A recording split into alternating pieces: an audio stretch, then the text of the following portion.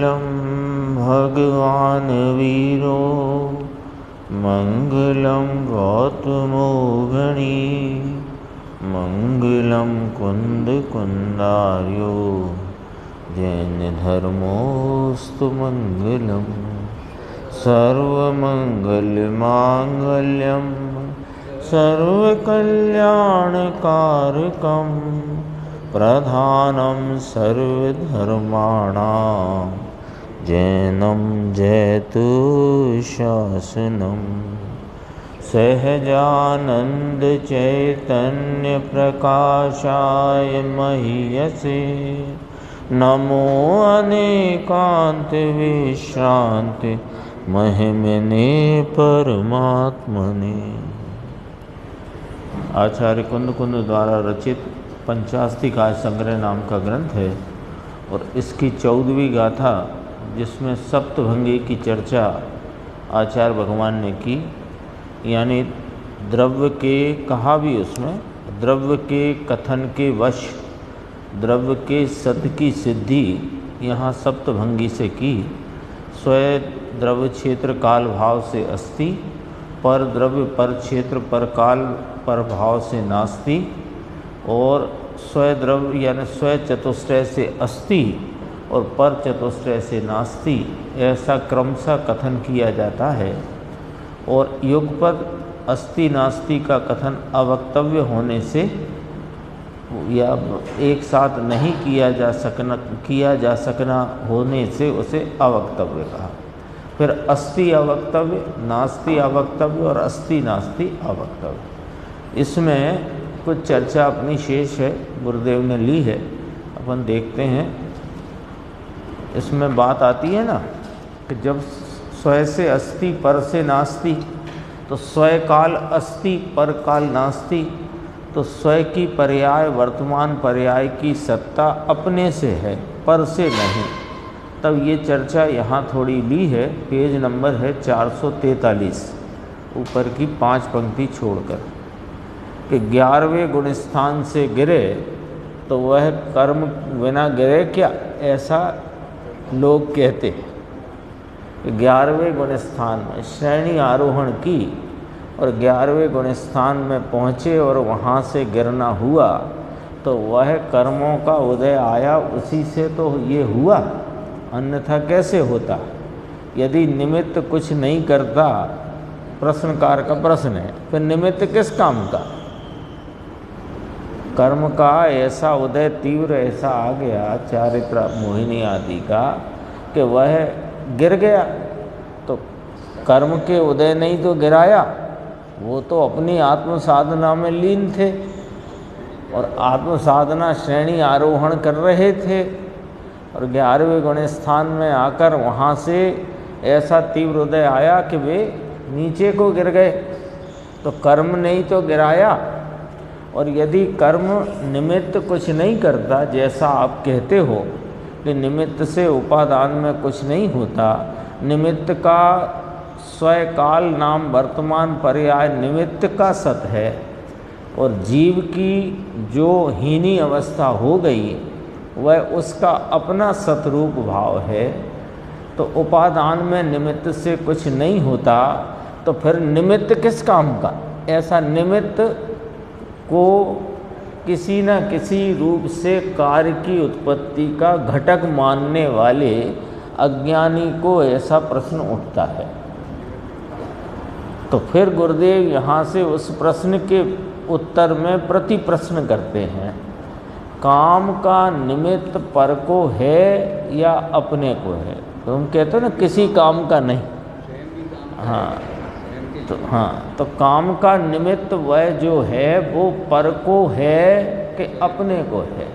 वो निमित्त में जो काम हुआ वो काम उसमें हुआ कि पर में हुआ। हाँ, निमित्त अपनी पर्याय के काम का है, किसने कहा काम का नहीं। वह भी एक पुद्गल परमाणुओं का समुदाय रूप ऐसा स्कंद है, वर्गणा रूप, कि उसका भी अपना काम है।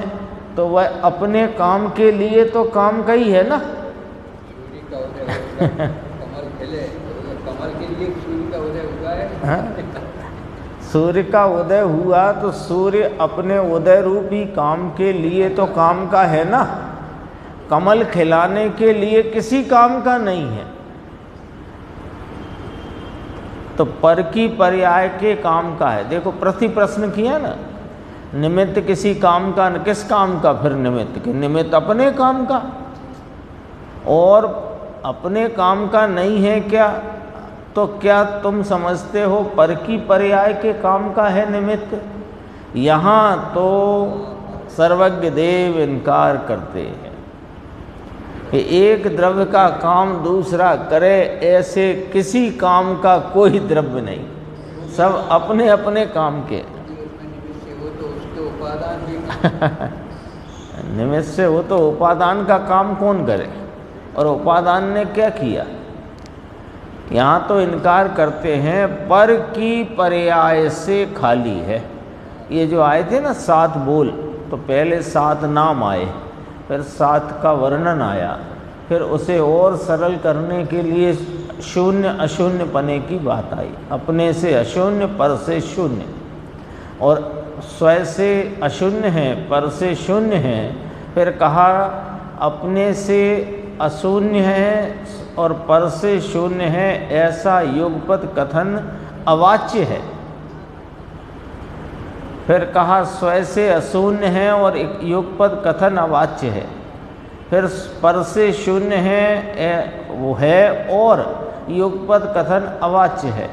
स्वयं से अशून्य है और पर से शून्य है, ऐसा क्रमशः कथन करके कहा कि युगपत कथन करना अवाच्य। वही 7 भंग उसे दूसरे प्रकार से भी समझाया। तो अपनी पर्याय से अशून्य है नाम भरपूर है, सूक्ष्म पड़े समझने की दरकार नहीं। फिर जुड़ गया धर्म के नाम पर, परंतु आत्मा व्रत तप करता है, भक्ति पैसा खर्च करता है और कुछ शांति दिखाई न दे, तो तुझे कुछ दूसरा रास्ता क्यों नहीं भासित होता? ये देखो बात रखी सामने कि ये वस्तु का स्वरूप समझा नहीं, उसको अपने ज्ञान में निर्णय की कोटि तक लाया नहीं, निर्णय किया नहीं, दृढ़ता उसमें की नहीं, और धर्म के नाम पर जुड़ गया व्रत तप आदि कषाय की मंदता और देह की क्रिया में। अब कहते हैं कि भाई तुझे इसमें कुछ शांति नहीं मिलती है, तो शांति का कोई दूसरा मार्ग होगा, ऐसा विचार में तो खड़ा करो।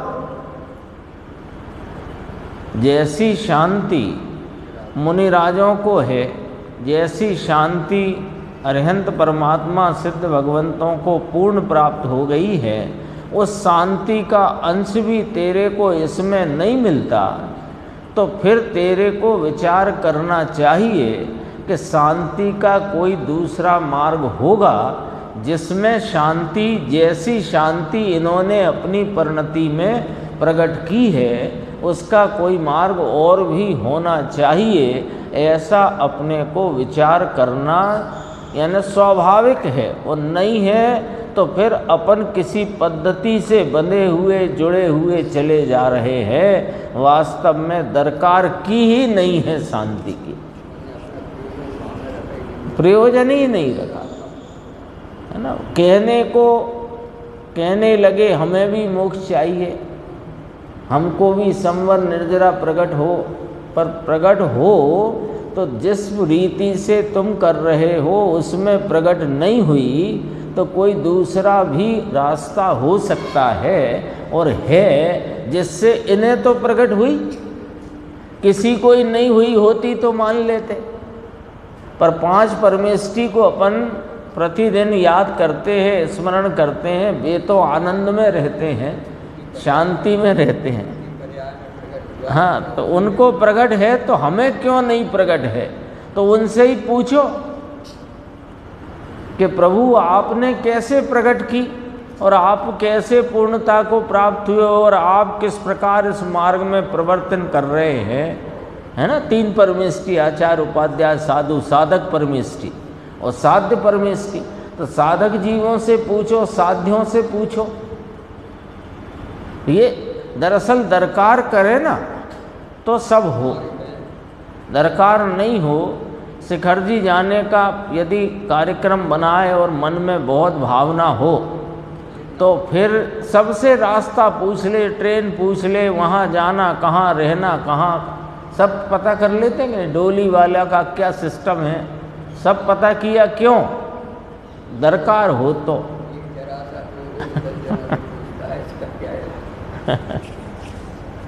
अब देखो एक बात और है, 444 नंबर पेज पे है ना, ये सब अपनी कहाँ कहाँ कमजोरियाँ पड़ी हैं उनको देखो। और वस्तु की सत्ता का स्वरूप स्वाधीन स्वस्वरूप से है, पर रूप से नहीं। इसकी यहाँ बात दृढ़ता से कराना है, नक्की करना है। और उसी में ये अपनी कहाँ कमजोरी है वो बताते हैं कि हे भगवान आप हमें तिरा देना। भगवान ऐसा कहते हैं कि तिरने के स्वभाव से तू कहाँ खाली है कि मैं तुझे तिराऊं। तेरे में कहाँ कमी है? तुम स्वयं स्वभाव से मुक्त स्वरूप हो और बंधे ही नहीं हो। सुबह तो गाथा चली ना अपनी 49 नंबर परमात्म प्रकाश में कि व्यवहार न से ये जीव अनादि से कर्मों से बंधा हुआ है, तथापि निश्चय न से तो यह मुक्त बंधा ही नहीं, मुक्त स्वरूप ही है। ये कभी कर्म रूप हुआ नहीं और कर्म चेतन रूप हुए नहीं। कर्मों में दोनों लिए, द्रव्य कर्म भाव कर्म। मोक्ष स्वरूप है। हे प्रभु हमको शिवालय में, मोक्षालय में ले जाओ या मोक्ष में ले जाओ। तो कहते हैं मोक्ष की पर्याय तो तेरी तुझ में है, मेरे पास तेरी पर्याय है नहीं। सिद्ध शिला पर भी तेरी पर्याय रखी नहीं है, क्योंकि उससे तो तेरी नास्ती है। स्वय से अस्ति है, पर से नास्ती है।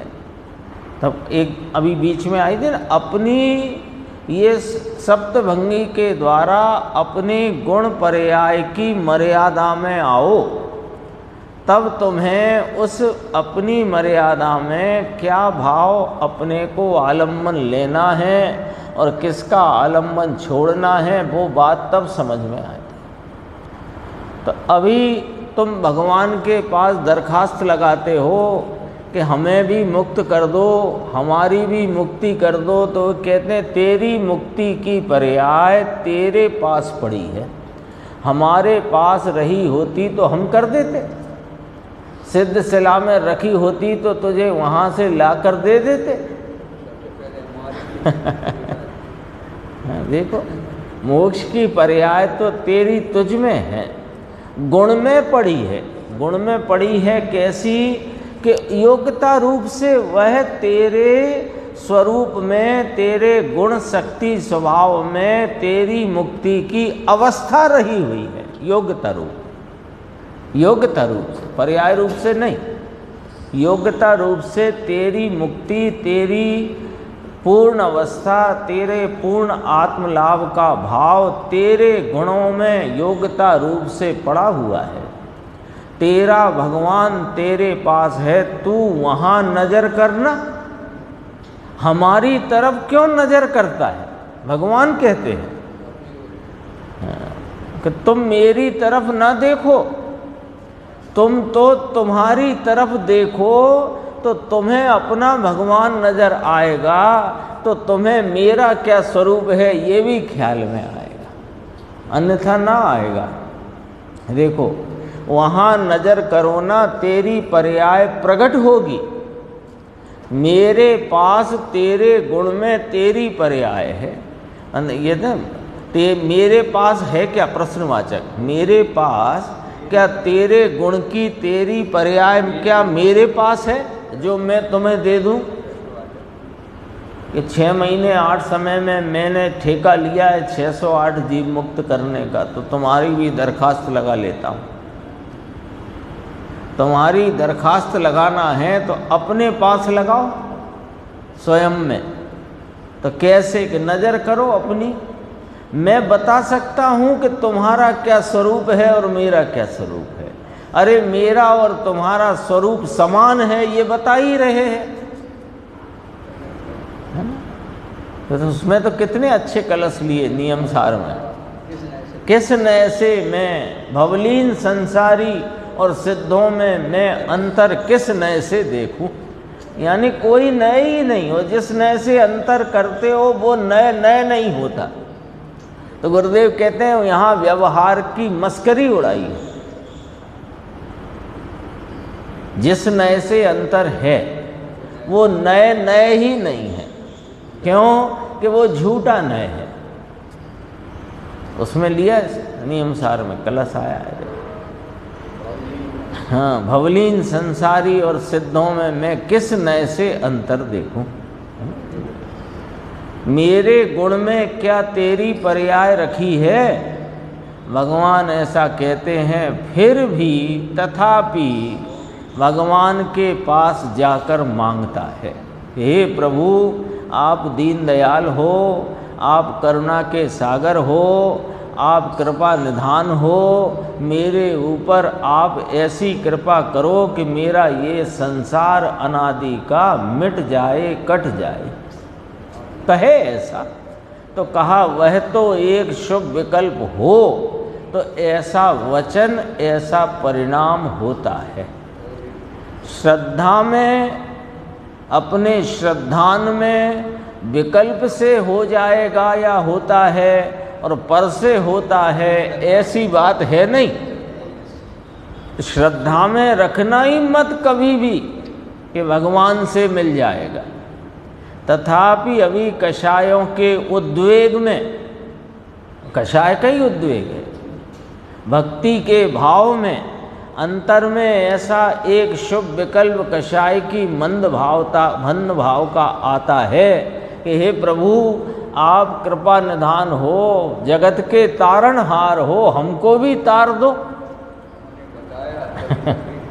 तो तारणहार कहा क्यों कि उन्होंने मार्ग बताया, तुम तरो, हम भी तर गए, तुम भी तर जाओ। राग की वह तो नास्ती है। यहाँ आया ना राग। अभी जो अपन बात करेंगे प्रमाण की सप्तभंगी से, तो राग की इस जीव में अस्थि है, पर स्वभाव से बात करेंगे, जब मुक्त स्वरूप की बात करेंगे तो राग से नास्ती है।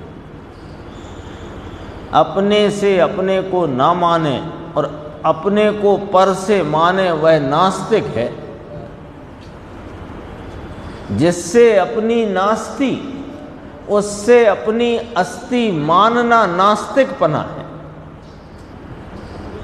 सीधा अर्थ है, शब्द में ही अर्थ है। शरीर से, राग से, यहाँ तो जो दृष्टि का विषय अपन रखें सामने, तो एक समय की हीनादिक अवस्था से भी तेरी नास्ती है। और उस हीनादिक अवस्था को अथवा रागादि को अथवा राग के निमित्त को, उनसे तुम अपनी अस्थि मानते हो तो तुम नास्तिक हो, यानी सर्वज्ञ के मत के बाहर हो। बोलो, बात तो कड़क है। सर्वज्ञ का दिन रात स्मरण करने वाला यदि सर्वज्ञ से अपनी अस्थि मानता है तो वह नास्तिक है। बात एकदम सर्वज्ञ को भी नहीं माना, खुद को भी नहीं माना, और जो तू है नहीं उसमें अपनापना माना, आप रूप माना, उसमें लाभ माना। तीनों पॉइंट आना, तीनों पॉइंट इसमें आ जाएंगे। आप रूप माना, अपना माना, उससे लाभ माना, इस सब में पर में अपना अस्तिपना ढूंढता है, मानता है। क्योंकि पर से है नहीं, नास्तिक क्यों कह दिया, उसका भी हेतु कहते हैं। पर से तेरी अस्थि है नहीं और पर से अस्थि है, यानी पर से वास्तव में तेरी नास्ति है उस नास्ति में अपनी अस्थि मानता है तो तू नास्तिक है। बोलो। ये गुरुदेव श्री आचार्य भगवान सब ज्ञानी धर्मात्मा एक तरह से अपने को भगवान कहकर बुलाते हैं, पूर्ण स्वरूप कहकर, परिपूर्ण कहकर जगाते हैं और वक्त पर उलाहना भी देते हैं कि तुम पड़े कहाँ हो। इसलिए वो उलाहना की बातें भी आती हैं। 15वीं गाथा अपन प्रारंभ करते हैं। भावस्य नथिनासो नथि अभावस्य चैवोपादो गुणपज्ये सुभावा ओपादवये पक्वन्ति सतद्रव्य का नहीं नाश हो अरु असत का उत्पादना उत्पाद व्यय होते सतत सब द्रव्य गुण पर्याय में। ऐसे पढ़ना है इसको। उत्पाद व्यय होते सतत निरंतर सब द्रव्यों के गुण पर्याय में, है ना। वो तो छंदानुरोध होता है ना, तो उसमें तो द्रव्य गुण पर्याय में नहीं, सब द्रव्यों के उत्पाद व्यय गुण पर्यायों में होते हैं। द्रव्य का न उत्पाद होता है न व्यय होता है। ये बात इस गाथा में कहना है। देखो टीका की 3 पंक्तियां हैं उत्थानिका के रूप में। यहाँ उत्पाद में असत के प्रादुर्भाव का और व्यय में सत के विनाश का निषेध किया है। उत्पाद व्यय तो हो ही रहा है, अपन देखते ही हैं अपने ख्याल में।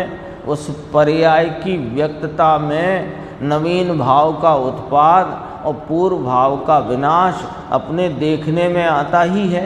आगे सोने का उदाहरण लिया मोटा एकदम कि वह अंगूठी का नाश और कुंडल की उत्पत्ति, ये तो देखने में आती ही है। तो कुंडल तो असत के प्रादुर्भाव का है ना, जो और व्यय में सत के विनाश का निषेध किया है।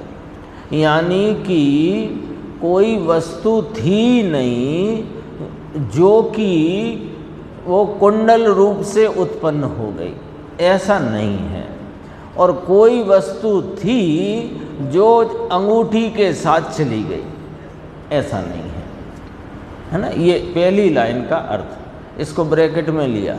अर्थात उत्पाद होने से कोई असत की उत्पत्ति नहीं होती और व्यय होने से कोई सत का विनाश नहीं होता, ऐसा इस गाथा में कहा गया है।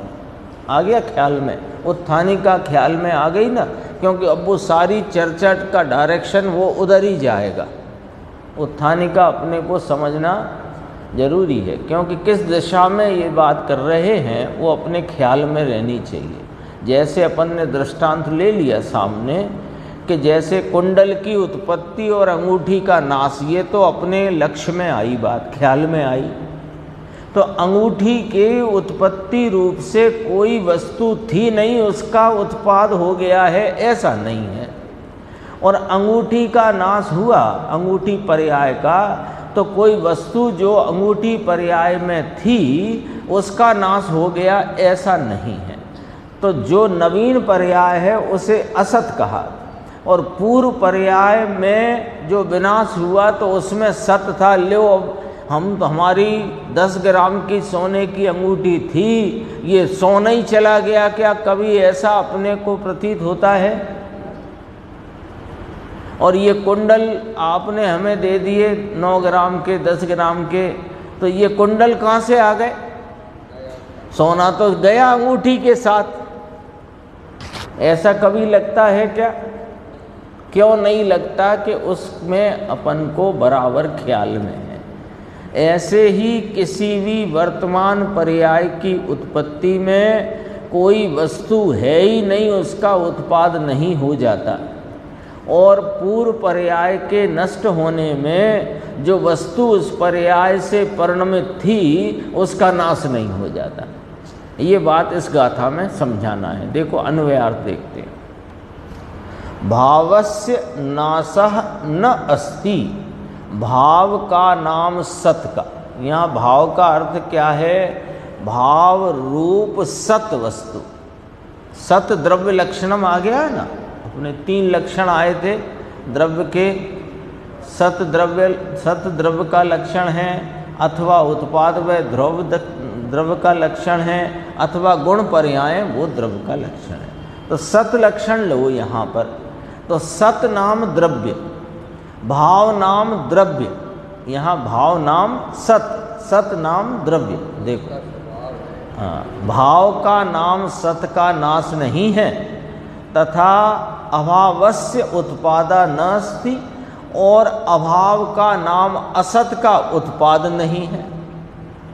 कोई वस्तु है ही नहीं, और वर्तमान पर्याय जो खड़ी हुई उत्पाद रूप से, तो वहाँ कोई वस्तु नहीं है, नया द्रव्य खड़ा हो गया है, ऐसा नहीं है। भाव माने सत द्रव्यों। देखो द्रव्यों शब्द लेकर के बहुवचन कहा। भाव माने सत द्रव्यों।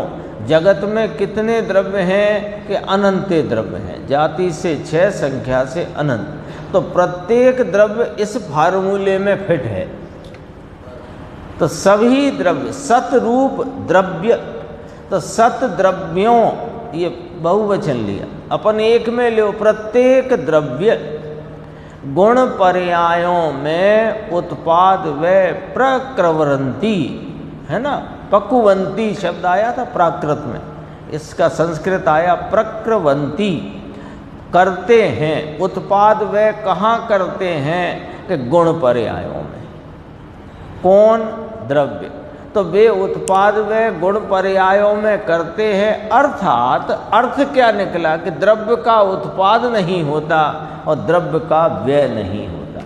उत्पाद व्यय जो होता है वो पर्यायों में होता है, और उन पर्यायों में गुणों की व्यक्तता जो पूर्व की थी उसका नाश होता है, और उन गुणों की नवीन व्यक्तता का उत्पाद होता है। द्रव्य ज्यों का त्यों बना रहता है।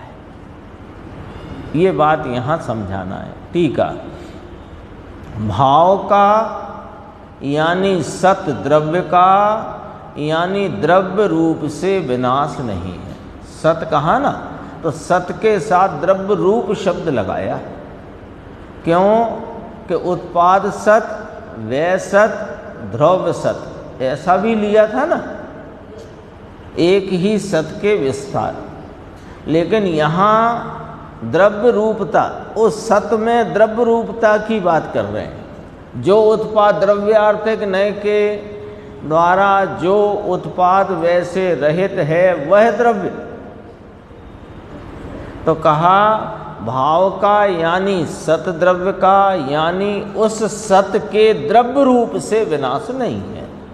आ गया, ख्याल में आ गया बात। उत्पाद सत नवीन उत्पन्न हुआ, पूर्व व्यय, वो पूर्व पर्याय का सत व्यय रूप हुआ, तो व्यय रूप सत, उत्पाद रूप सत। लेकिन यहाँ द्रव्य रूप सत की बात है। भाव का यानी सत द्रव्य का द्रव्य रूप से विनाश नहीं है। फिर सेमीकोलन आया। अभाव का यानी असत का यानी अन्य द्रव्य का द्रव्य रूप से उत्पाद नहीं है। अब ये कौन सी गाथा के बाद आई? 15वीं गाथा, 14वीं गाथा के बाद। 14वीं गाथा में क्या विषय आया? स्वय से अस्ति पर से नास्ति। तो स्वय से अस्ति है, ये सतरूप भाव है, और पर जो है वो असत रूप भाव है, उससे मेरी नास्ति है। तो यहाँ असत में क्या अर्थ घटित होएगा? पर अन्य द्रव्य, और स्वय द्रव्य वो सतरूप भाव द्रव्य, सतरूप द्रव्य रूप भाव, और जो असत है वो अन्य द्रव्य।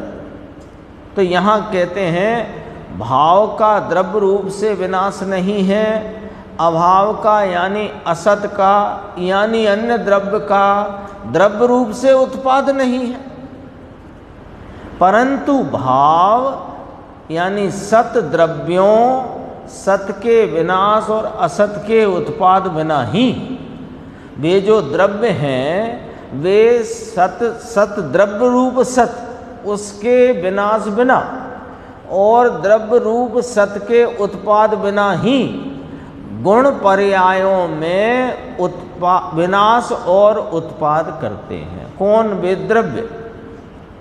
भूलना नहीं है ना, भाषा थोड़ी ऐसी है, थोड़ी ऐसी मतलब कठिन हो सकती है, पर भाव सरल है एकदम। भाव माने सत द्रव्य विनाश और उत्पाद करते हैं, ऐसे पढ़ो। सत द्रव्य सतरूप रहे अस्थि पदार्थ वे विनाश और उत्पाद करते हैं, लेकिन वे विनाश और उत्पाद करते हुए स्वयं का उनका विनाश नहीं हो जाता और नई कोई उत्पत्ति नहीं हो जाती। ये विनाश और उत्पाद का परिणाम परिणमन क्रिया भाव ये गुण पर्यायों में बरतता है। द्रव्य तो ऐसे का ऐसा बना रहता है, ये वाली बात नहीं है। फिर इसका दृष्टांत देते हैं। हाँ, हो नहीं सकता। सुबह ही आई गाथा 49 नंबर। अनादि से कर्म का संबंध होते हुए भी कर्म का ये परमाणु हाँ, कर्म रूपता नहीं ग्रहण की और कर्म ने चेतन रूपता ग्रहण नहीं। अब यहाँ कहते हैं कि वो उत्पाद वे भले दिखाई देते हैं, उन उत्पाद वे में वह द्रव्य उत्पन्न नहीं होता, द्रव्य विनष्ट नहीं होता, वे गुण पर्याय ही उत्पन्न विनष्टता को प्राप्त होते हैं। गुण का अर्थ यहाँ लेना गुणों की व्यक्तता। गुण तो ऐसे द्रव्य है, हाँ, जैसे वहाँ गुण को पर्यायों में घटित किया था, यहाँ गुण को गुण कहा, लेकिन गुणों की व्यक्तता लेना है इसमें। ज्ञान की ज्ञान है, इसका तो अभाव हो जाता है, ज्ञान गुण का अभाव। हाँ, तो अब कोई कहे कि लो गुण पर्याय का विनाश उत्पाद तो गुण का विनाश होता है, ये नहीं है। गुणों की व्यक्तता के भाव जो पर्याय में प्रकट हैं उनका विनाश होता है और नवीन पर्याय में उन गुणों की नवीन व्यक्तता उसका उत्पाद होता है। द्रव्य नवीन नहीं होता है, ये स्पष्ट रखना। अभी देखो उदाहरण से बहुत क्लियर होएगा। जिस प्रकार घी की उत्पत्ति में गोरस का यानी सत का विनाश नहीं है। पहले के उदाहरण में भी गोरस को द्रव्य के रूप में लिया था, दही, छाछ, मक्खन, घी, दूध इसको पर्याय में लिया था, ठीक है। अब घी की उत्पत्ति हुई तो घी माने क्या? पर्याय। तो घी की पर्याय उत्पन्न हुई, मक्खन की पर्याय नष्ट हुई, लेकिन गोरस का तो विनाश नहीं हुआ। गोरस तो मक्खन में भी था और घी में भी है। तो सोने से अपन देख रहे थे कुंडल में, वो अंगूठी में भी सोना था, कुंडल में भी वही सोना है, पर अंगूठी रूपी पर्याय का विनाश हुआ, कुंडल रूपी पर्याय का उत्पाद हुआ, लेकिन सोना तो रहा वही।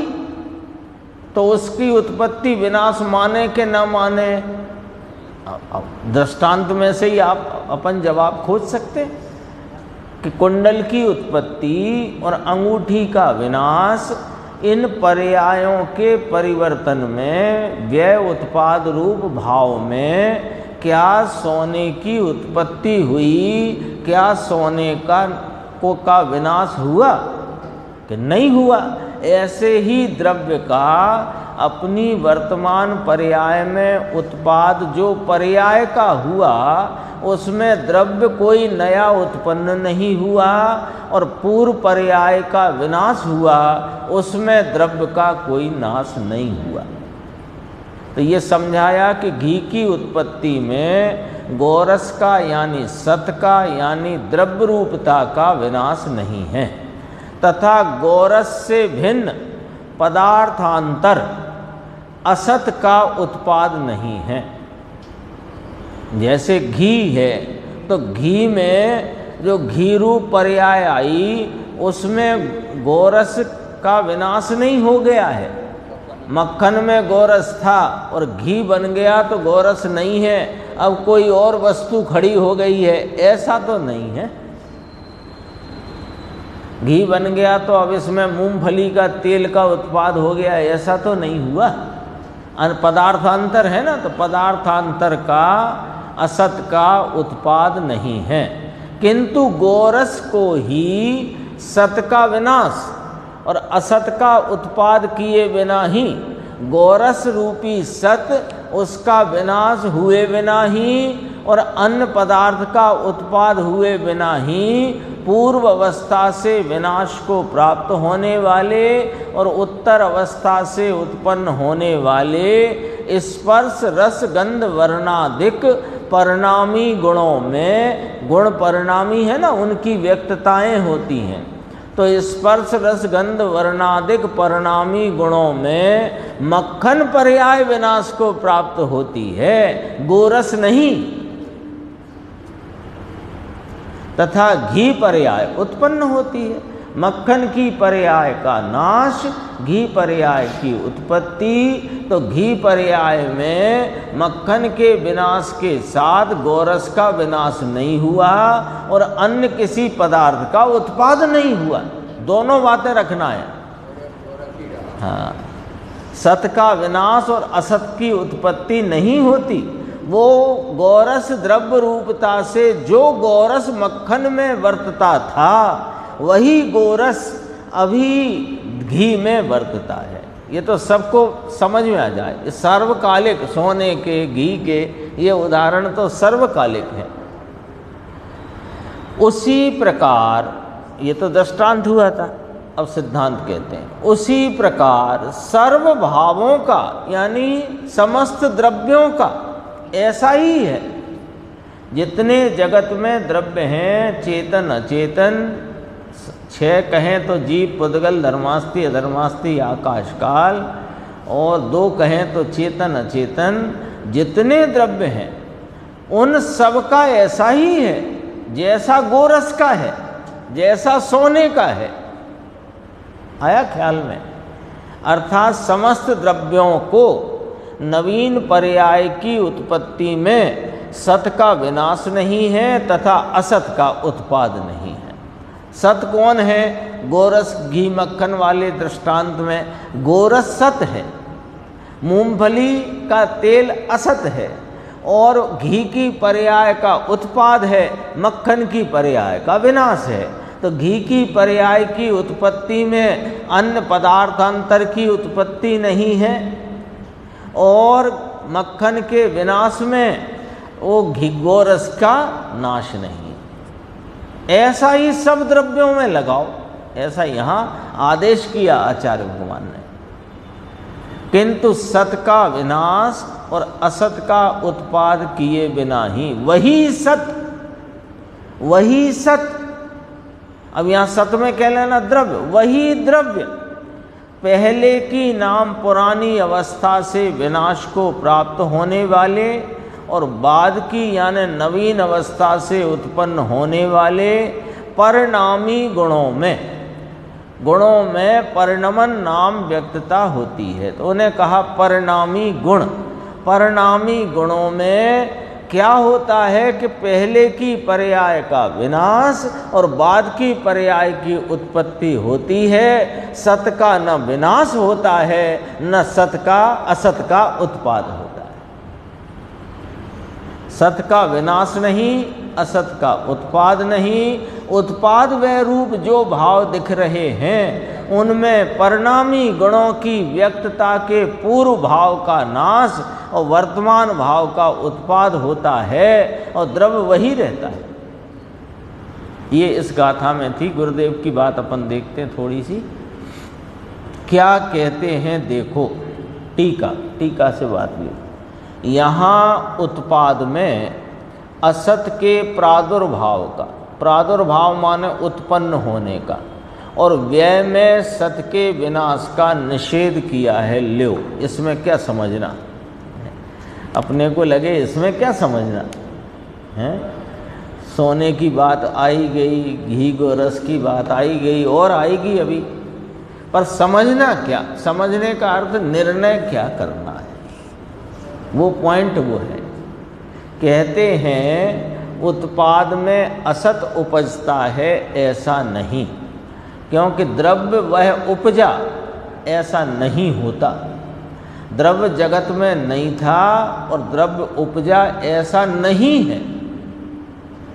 वस्तु नहीं थी और उपजी ऐसा होता है क्या?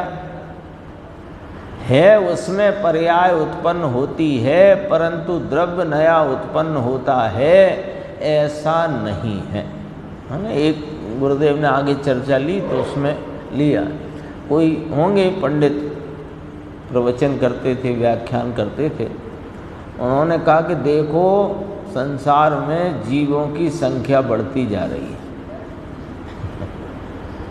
तो कहा कोई नए जीव थोड़ी आ सकते हैं, जीव तो द्रव्य है ना।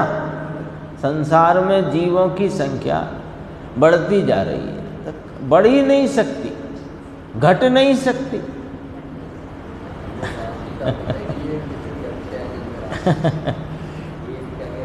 हाँ, और संसार और मुक्त की अपेक्षा भी देखें तो व्यवहार जीव राशि में जीवों की संख्या निश्चित है। व्यवहार जीव राशि माने निगोद से भिन्न, और जो सिद्ध नहीं हुए हैं ऐसे असिद्ध जीवों की राशि फिक्स है, क्योंकि 608 जीव 6 महीने 8 समय में इस व्यवहार जीव राशि में निगोद से आते हैं और 608 जीव मुक्त हो जाते हैं। संसार में 4 गति, यद्यपि निगोद भी त्रियंच गति में आता है, लेकिन जो व्यवहार जीव राशि का प्रवचन सार में इसका नाम रखा व्यवहार जीव राशि, तरस में जो है समझो वो व्यवहार जीव राशि का। हाँ, तो कहा उसमें संख्या घटती बढ़ती है नहीं। क्यों? उसका नियम, सत का विनाश नहीं होता, सत का उत्पादन। उनकी संख्या भी नक्की है, नार की भी संख्या। हाँ, सब नक्की है, सब नक्की है, व्यवस्थित है सब। नहीं, वस्तु नहीं थी और उपजी ऐसा होता है क्या? अरे है, देखो अब वहीं से मिलाना 14वीं गाथा, स्वय चतुष्टय से है पर चतुष्टय से नास्ति। तो जो है उसमें पर्याय उत्पन्न होती है, परंतु द्रव्य नया उत्पन्न होता है ऐसा नहीं है। बातें तो बहुत जगह आती हैं, गीता में भी आती है, विज्ञान भी ऐसा कहता है कि वस्तु है वह कोई नई उत्पन्न नहीं होती, पुरानी हो वो सर्वथा जाती नहीं, सर्वथा नाश नहीं होता। विज्ञान भी कहता है उसका रूपांतर होता है, परंतु किसी से नई उत्पन्न होती है ऐसा जगत में नहीं होता। और वस्तु है उसका सर्वथा नाश हो तो ये उत्पाद व द्रव्य का नहीं होता भैया, ये कहना है, ये बात समझ लो, ये निर्णय कर लो। तो ये मैं अभी इस मनुष्य पर्याय में हूँ तो मैं कोई मनुष्य पर्याय में नया उत्पन्न नहीं हुआ हूँ। ये जीव अनादि से है, तो अनादि से है इतना विचार में लेते ही ये बात विचार के लिए आगे बढ़ती है, अथवा इस प्रकार का विचार स्वतः खड़ा होता है कि अनादि से ये कहाँ रहा। मनुष्य का तो पता है ना अभी कितने वर्ष से हैं, 50, 60, 70, 75 जो भी है, वहाँ अभी मनुष्य में इतने वर्षों से हैं तो, और जीव तो उत्पन्न हुआ नहीं, जीव तो है वही इस पर्याय में दिखाई दे रहा है। जैसे घी में वह गोरस ही है, तो गोरस पहले मक्खन में था, दही में था कि दूध में था, ऐसा विचार में आता है कि नहीं। तो मैं पहले कहाँ रहा, ये विचार के लिए अपना चित्त वो स्फूर्त होता है कि नहीं, उस चित्त में ये विचार खड़ा होता है कि नहीं कि अनादि का है, नया उत्पन्न नहीं हुआ है, तो फिर कहाँ रहा।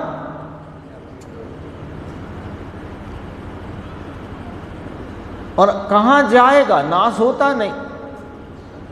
ये पर्याय तो चली जाएगी मालूम है, 2 4 10 5 मिनट, 2 4 10 5 साल, कभी ना कभी तो ये पर्याय जाएगी, तो फिर मैं कहाँ जाऊंगा, क्योंकि मेरा तो नाश होता नहीं।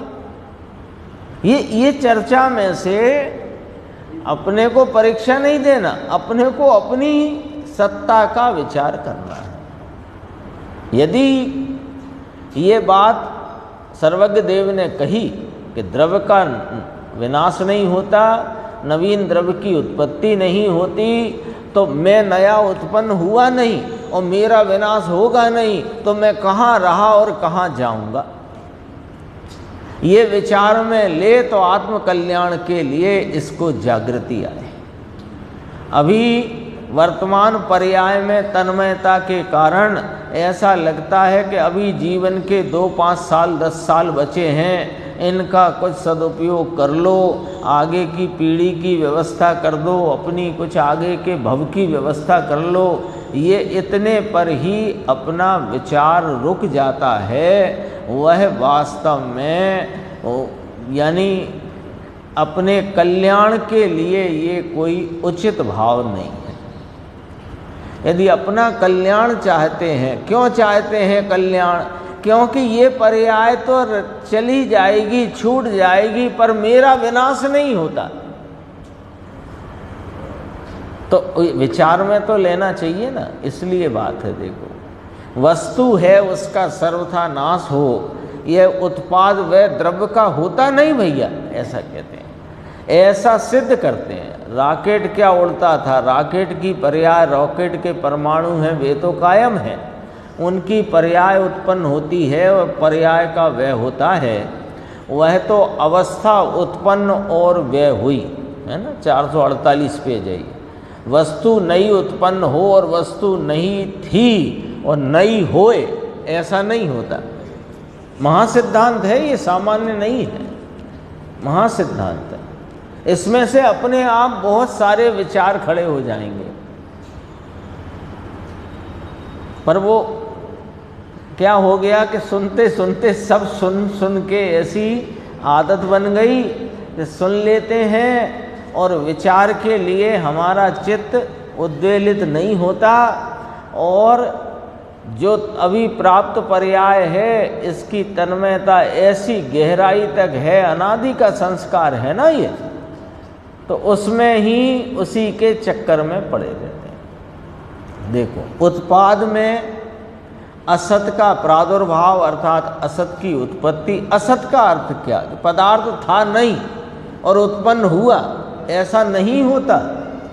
और व्यय में शक्ति विनाश का निषेध, यानी नाश में वस्तु नाश हो जाती है, ऐसा नहीं है। पूछते हैं बराबर है भैया बात, ये पकड़ में आती है क्या? सरल बात है, सीधी सच्ची सटीक बात है, कठिन नहीं है बात। लेकिन इस बात को समझ लेने से निश्चित ही आत्म कल्याण के लिए प्रेरित हो जाना सहज है, इस बात को समझने से। अपना कल्याण तो करना है ना, इसके लिए ये अपने को समझो। कहते हैं बहुत ही अनेक प्रकार के अद्भुत संयोग बन गए,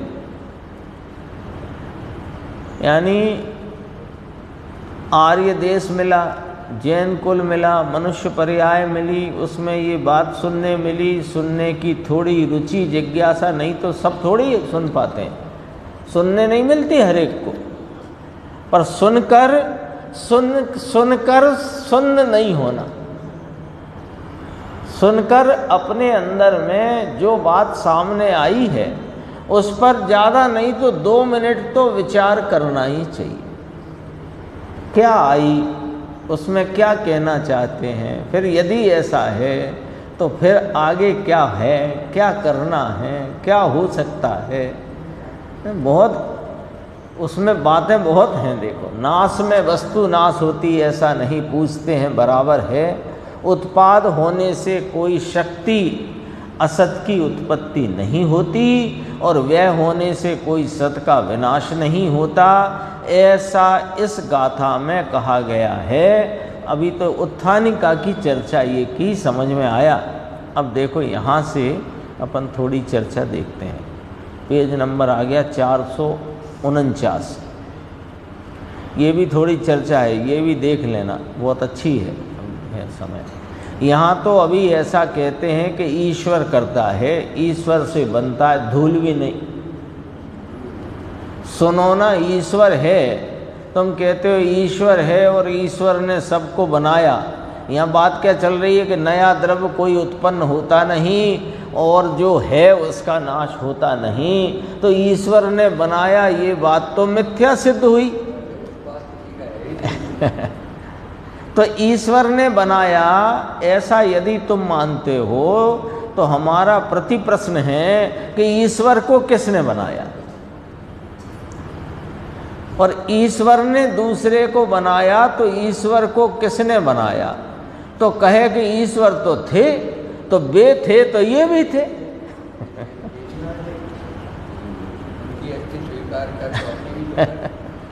वे थे तो कोई था, तो वे थे तो ये भी थे। कहाँ समस्या है? समझ में आया? हमारे कॉलेज में बहुत चर्चा चलती थी, फिर उन्होंने गुरुदेव ने लिया। एक कबीरपंथी एक वेदांती आए, धर्मशाला में उतरे, तो वे आपस में चर्चा करते थे, जैन लोग सुनने गए।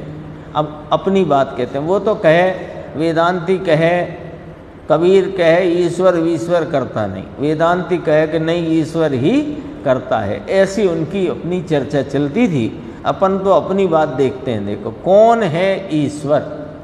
सब द्रव्य ईश्वर ही है। जो अचेतन हैं, जड़ हैं, वे जड़ेश्वर हैं, और जो चेतन है वे चेतनेश्वर हैं।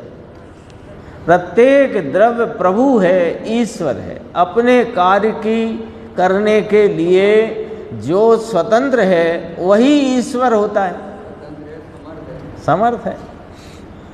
सब द्रव्य ईश्वर ही है। आत्मा, कोई पर्याय भी कभी किसी की सृष्टि नहीं है, वो हाँ वो भी ईश्वर है, वो उस समय का ईश्वर ही है। सृष्टि नहीं है। आत्मा संपूर्ण ईश्वर अपने से ही है। उसकी ईश्वरता, प्रभुता, उसकी स्वतंत्रता, उसकी सामर्थ्य बाहर से नहीं आती। ईश्वरता में कितने अर्थ आए? ईश्वरता, प्रभुता, उसकी शक्ति, सामर्थ्य, स्वाधीनता, ये उसमें अंदर रही है, बाहर से नहीं आती। सुखी होने के लिए इस जीव को बाहर से कुछ लाने की जरूरत नहीं है। हाँ देखो, ईश्वरता बाहर से नहीं आती।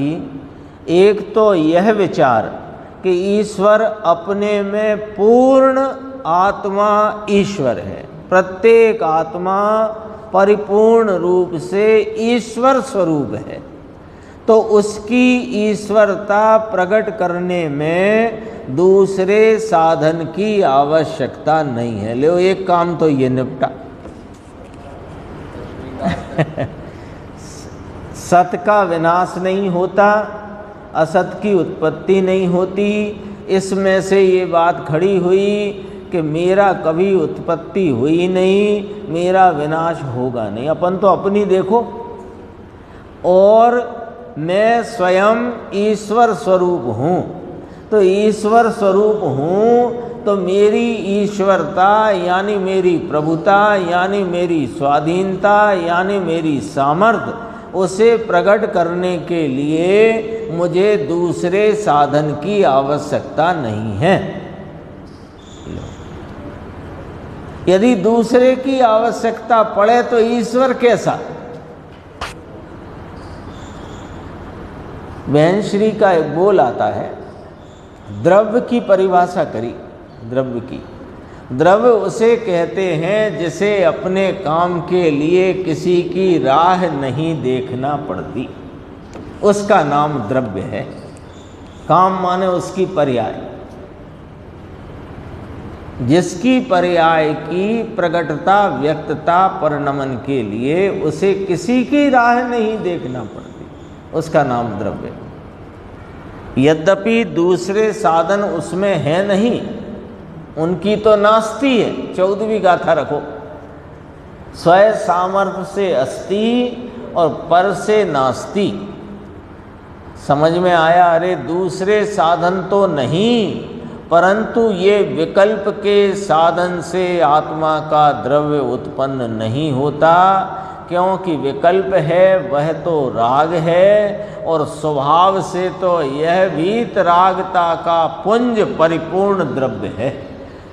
तो इसकी वीतरागता की उत्पत्ति यानी इसके परिपूर्ण भाव की प्राप्ति राग से उत्पन्न होना मानना, भले वो पर्याय है, पूर्णता की प्राप्ति रूप जो परिपूर्ण वीतराग पर्याय है, पर उस पर्याय की उत्पत्ति को राग से उत्पन्न मानना, यह अपने स्वरूप की ईश्वरता को अनीश्वर मानने जैसा है।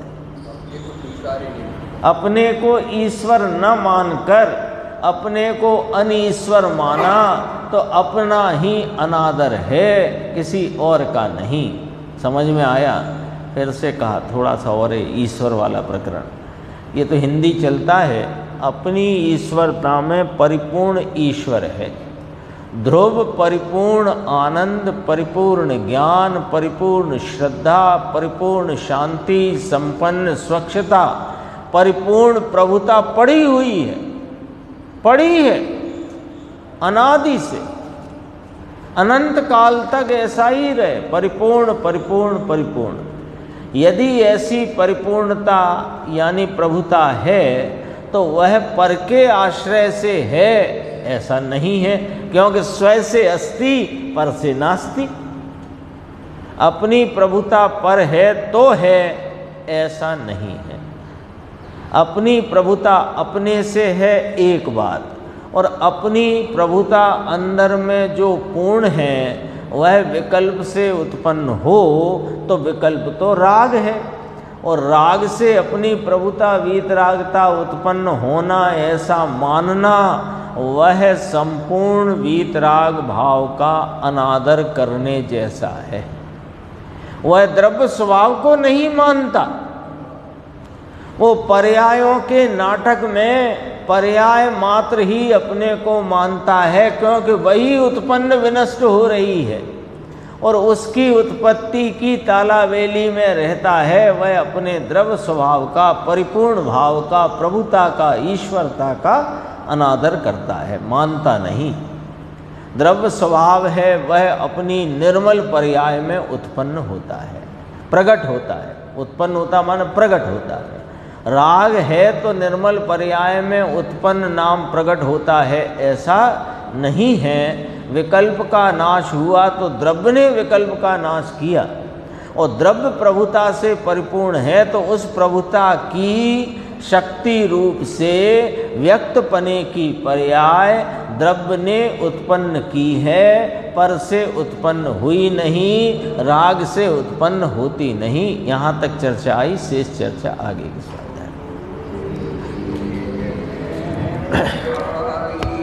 यह अनंत उपकार